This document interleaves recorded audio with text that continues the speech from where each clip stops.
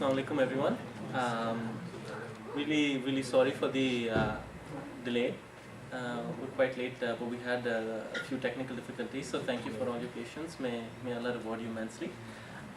Welcome to the History of Muslims lecture series. This is an this is a multi-lecture series that we will have, inshallah. Last month we had a session with Sheikh Abdullah Hakim Quick, and today we have Brother Arsal with us, who will be speaking about World War I. I'd like to begin today's event by the recitation of the Holy Quran. So I'd like to invite Uthman over here, and he'll recite a few verses from Surah Nuh.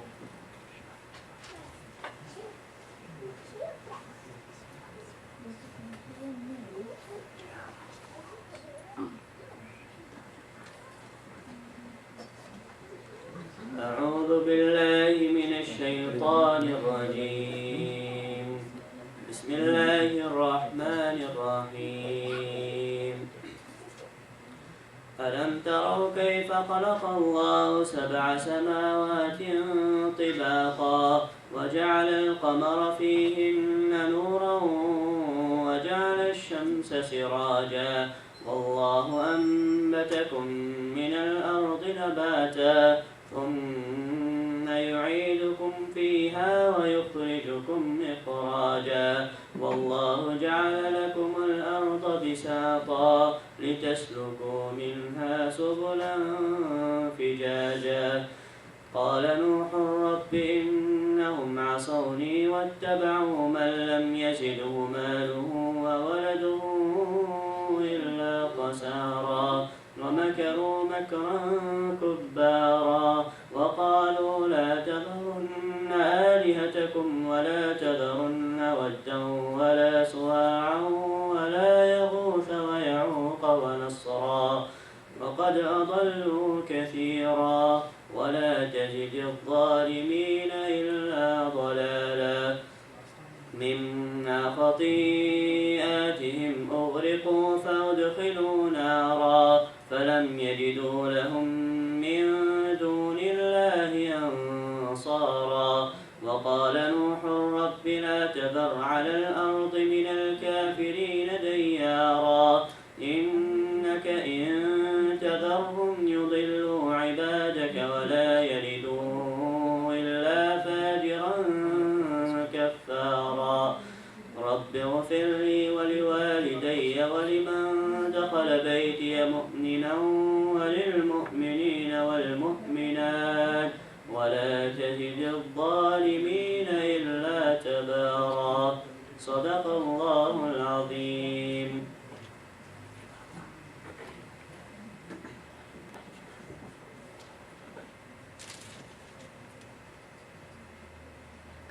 Jazakallah khair, Brother Uthman, for that beautiful recitation. May Allah reward you immensely, and may Allah facilitate the memorization of Quran for you.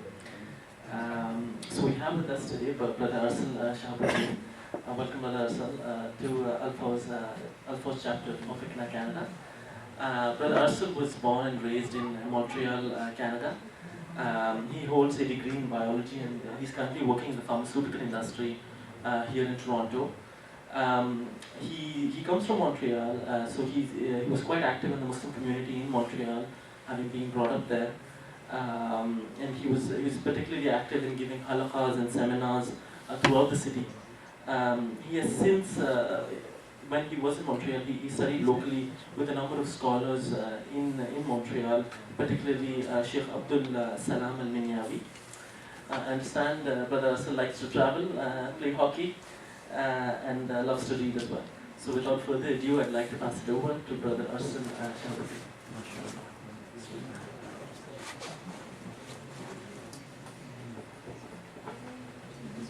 السلام عليكم ورحمة الله. وعليكم السلام ورحمة الله. بسم الله الرحمن الرحيم. إن الحمد لله نحمده ونستعينه ونستغفره ونؤمن به نتوكل عليه ونعوذ بالله من شرور أنفسنا من سيئات أعمالنا من يهد الله فلا مضل له ولا هادي له وأشهد أن لا إله إلا الله وأشهد أن محمدا عبده ورسوله أما بعد. So always before we do anything, begin in the name of Allah subhanahu wa ta'ala. Him do we praise as He should be praised. Him do we trust in. Him do we rely on. And to Him do we turn to repentance. We ask Allah to protect us from some of the bad that might result from our actions and from some of the natural inclinations we have within ourselves.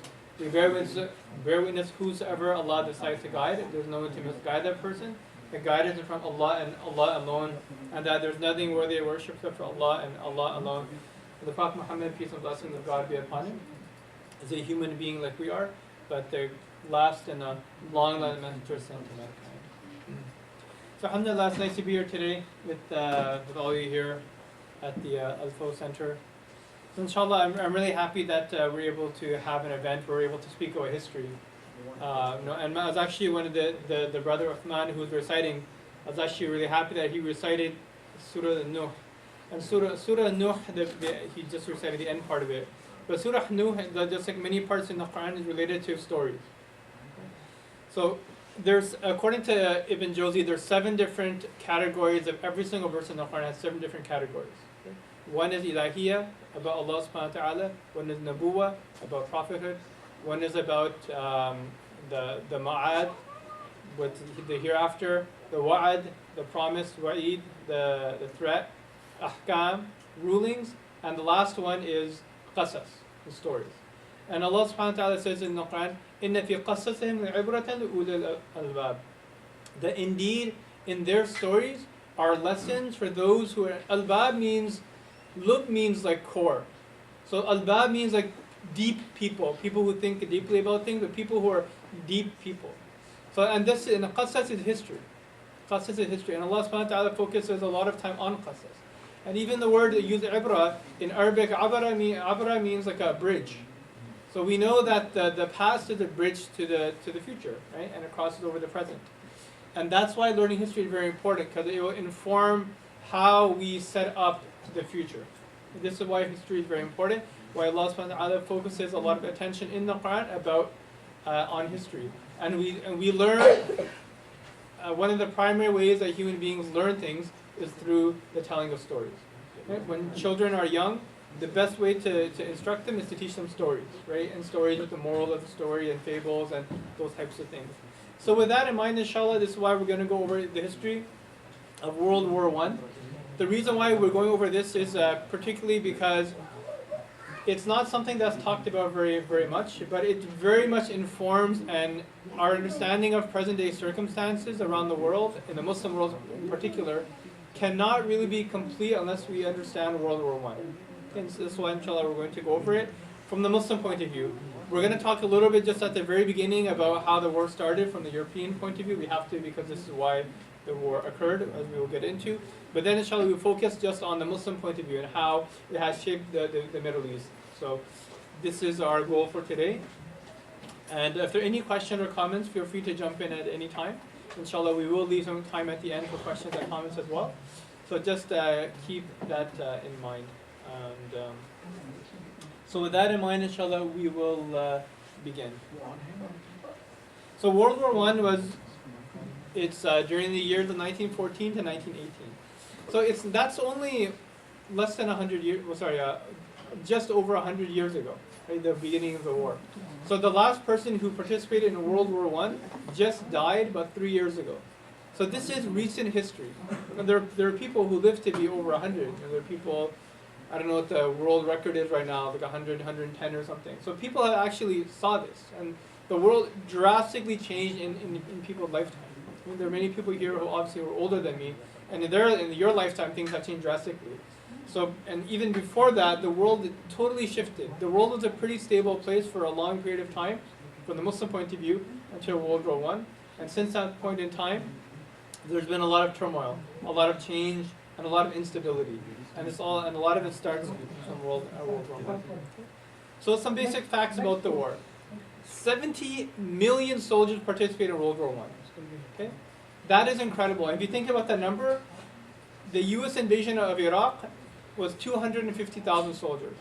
This is 70 million, so let's put that in perspective. Canada is a country of 35 million, 37 million. So double the population of Canada around the world basically participate in war. Just soldiers.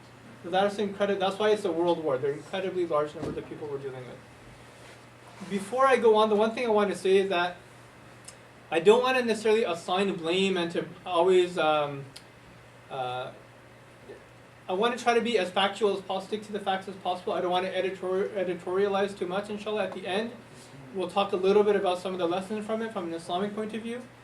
We'll do that. But I don't want to assign the blame and just say everyone is this is the fault of this person or that person or this party or that person. I just want to, inshallah, make us understand things. And from that, inshallah, maybe we can think about it and think about from the political point of view and also in our community point of view how we should approach our lives because of the possible consequences of things that can occur. So I really want to mention that. I'm not here to play the blame game, but we will try to talk about the facts as much as possible. None of this is conspiracy theory. If anything is kind of odd, I'll mention it, but 99.9% of this is available in like textbooks, and, like it's online. It's not like, they're not secrets, these things. So I just wanted to mention that. 16 million people died during World War I. 9 million soldiers, well, that's a typo, 7 million civilians. So we talk about collateral damage. 7 million civilians died in that battle. It's really, these are incredible numbers. Okay? It lasted 4 years, 1914 to 1918. It's the first modern war. By modern war, I mean it's the first war to use airplanes, and it's the first war to use chemical weapons, and kind of like the modern technology. This is the first war that really had introduced this into on a large scale. And that's why it was so devastating, why so many people died. There's something called trench warfare, where people built trenches and they were fighting in trenches, and it's completely brutal. I think I have a picture of it later on. So, and it's completely devastating. It was an age of empires. Now we don't really have a true empire. We talk about America as being an empire, but it's not an empire in the true sense of the term, where it had other countries actually being ruled by it, okay, like directly ruled by it. 4 empires that existed at that time no longer exist. The Ottoman Empire, which is surely going to be the focus of our talk as we go on, it comprised of 28 states at one time. Now it comprises of 1 state, which is Turkey. So think about that. Major shift. There was the Russian Empire, which consisted of 8 states, the German Empire, and the Austro-Hungarian Empire, which consisted of 6 states. So we're talking about, none of these exist anymore. So we're talking about the world completely shifted as a consequence of this war. Okay? And it was the beginning of modernity. Inshallah, we'll talk about that towards the end, about the outcomes of the war. So we'll talk a little bit about that, keep that in mind.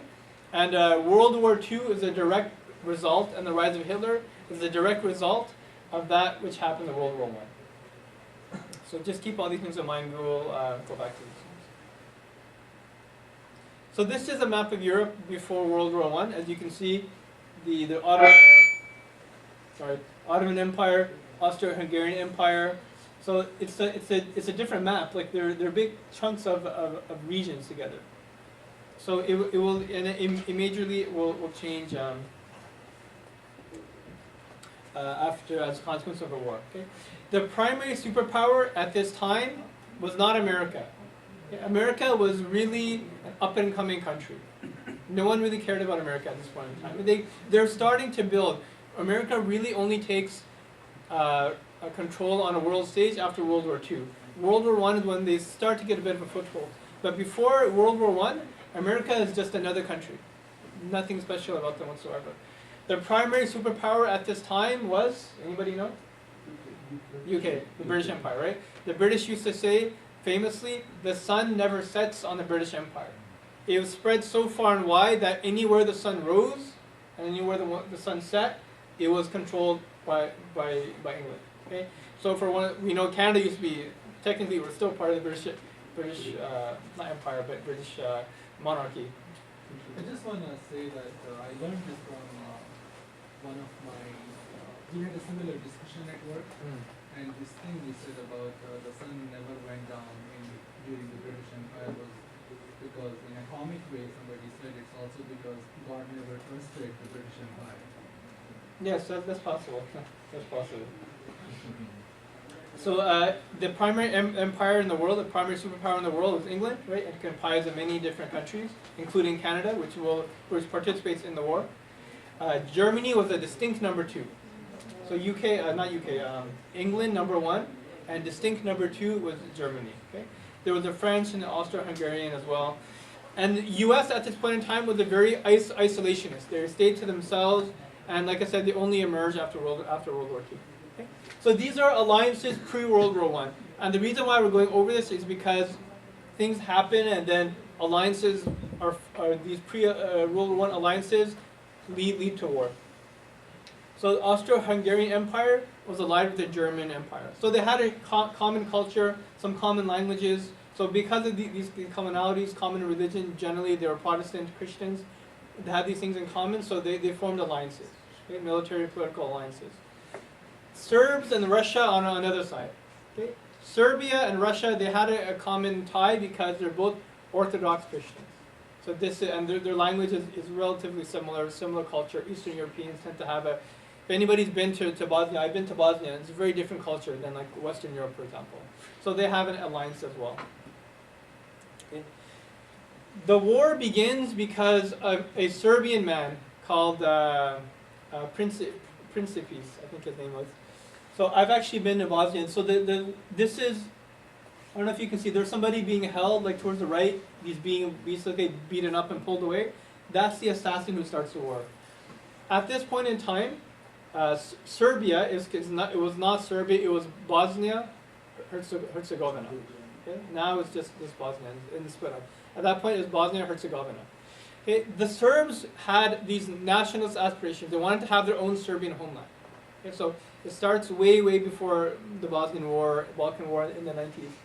So there was a man called, for various reasons, the Archduke of the Austro-Hungarian Empire. So basically, like, not the leader, but like the leader in waiting.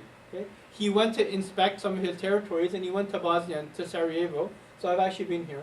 And this man, the Serbian man, he was part of something called the Black Hand, like a secret organization, assassinated him and his wife, like in broad daylight.